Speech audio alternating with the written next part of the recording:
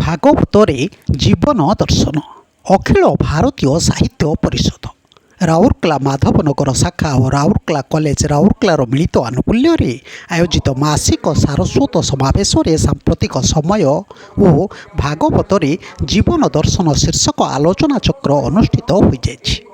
ନଗର ଶାଖାର ସଭାପତି ବ୍ରଜେନ୍ଦ୍ର ଦାସଙ୍କ ଆବାହକତ୍ୱ ଓ ସମ୍ପାଦକ ଅଳକା ମହାନ୍ତିଙ୍କ ସଂଯୋଜନାରେ ଆୟୋଜିତ କାର୍ଯ୍ୟକ୍ରମରେ କଲେଜର ଅଧ୍ୟକ୍ଷ ଡକ୍ଟର ରବୀନ୍ଦ୍ର କୁମାର ଜେନା ସଭାପତିତ୍ୱ କରିଥିବା ବେଳେ ନିଟ୍ରା ରାଉରକେଲା ଚାପ୍ଟରର ସଭାପତି ଇଞ୍ଜିନିୟର ବିମଳ କୁମାର ବିଶି ମୁଖ୍ୟ ଅତିଥି ବିଷୟ ବିଶେଷଜ୍ଞ ଭାବେ ବିଶିଷ୍ଟ ଅର୍ଥନୀତିଜ୍ଞ ଉପେନ୍ଦ୍ରନାଥ ଦାସ ଓ ଅଧ୍ୟାପକ ସୂର୍ଯ୍ୟକାନ୍ତ ଦାସ ପ୍ରମୁଖ ଯୋଗ ଦେଇ ଆଲୋଚ୍ୟ ପ୍ରସଙ୍ଗରେ ମତ ରଖିଥିଲେ।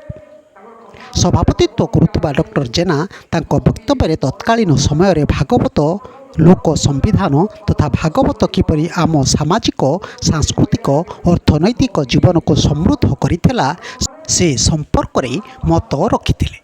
ମୁଖ୍ୟ ଅତିଥି ଇଞ୍ଜିନିୟର ପିସି ତାଙ୍କ ବକ୍ତବ୍ୟରେ ଭାଗବତକୁ ବ୍ୟାଖ୍ୟା କରି କହିଲେ ଯେ ଭାରୁ ଭକ୍ତି, ଗୁରୁ ଜ୍ଞାନ, ବରୁ ବୈରାଗ୍ୟ ଓ ତରୁ ତତ୍ତ୍ୱ, ଏହା ସହ ସ୍ୱାର୍ଥପର, ସ୍ୱାର୍ଥାନ୍ଧ, ସଂସ୍କାର, ଅନାସକ୍ତ, ଆସକ୍ତ ଓ ସ୍ଥିତପ୍ରଜ୍ଞ ସମ୍ପର୍କରେ ଆଲୋଚନା କରି ଛାତ୍ରଛାତ୍ରୀଙ୍କୁ ଶରୀର ସୁସ୍ଥତା ଶିକ୍ଷା, ଜଙ୍କ ଖାଦ୍ୟ ବର୍ଜନ ସମ୍ପର୍କରେ ଆଲୋଚନା କରିଥିଲେ।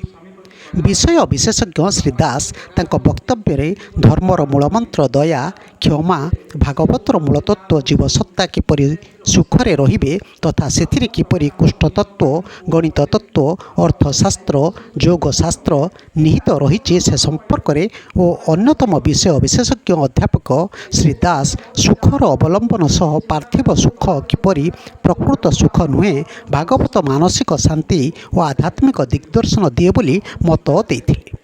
ଦ୍ୱିତୀୟ ପର୍ଯ୍ୟାୟରେ ନିରୁପମା ପତିଙ୍କ ସଭାପତିତ୍ୱ, କବି ତ୍ରିଲୋଚନ ସ୍ୱାଇଁ, ସୁଶ୍ରୀ ଆରୁଷି ସେନାପତିଙ୍କ ସଂଯୋଜନାରେ ବର୍ଷା ସମ୍ପର୍କିତ କବିତା ପାଠ କରାଯାଇଥିଲା। ଏହି ପାଠୋତ୍ସବରେ କୁଞ୍ଜବିହାରୀ ରାଉତ, ସୋନାଲି ମହାନନ୍ଦ, ପ୍ରିୟଙ୍କା ପଲେଇ, କଳ୍ପନା ମହାନ୍ତି, ଧରିତ୍ରୀ ପାଇକରାୟ, ସଞ୍ଜୀବ ଭୋଇ, ଧୋବେଇ ବେହେରା ପ୍ରଭୃତି କବିତା ପାଠ କରିଥିଲେ।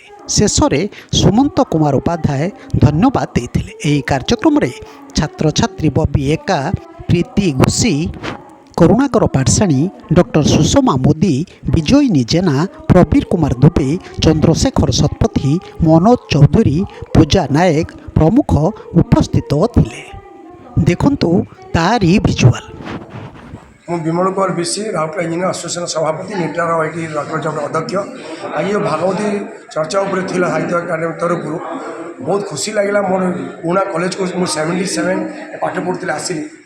ଭାଗବତ ଯେଉଁ ଥିଲା, ଭାଗବତର ଭକ୍ତି, ତାପରେ ଭକ୍ତି ପରେ ଆସିବ ଆପଣଙ୍କର ଜ୍ଞାନ, ତାପରେ ବୀର ବୈରାଗ୍ୟ, ତାପରେ କାରଣ ଭାଗବତ ମିନିଂଟା ଆସେ। ତା ଉପରେ ମୁଁ କହିବି ଯେଉଁଟାକି ଭାଗବତ ଚର୍ଚ୍ଚାଟା ଲୋକଙ୍କୁ ଆଜି ଆମର ଆକ୍ଚୁଆଲି ଆମେ ଭାଗ୍ୟବାନ।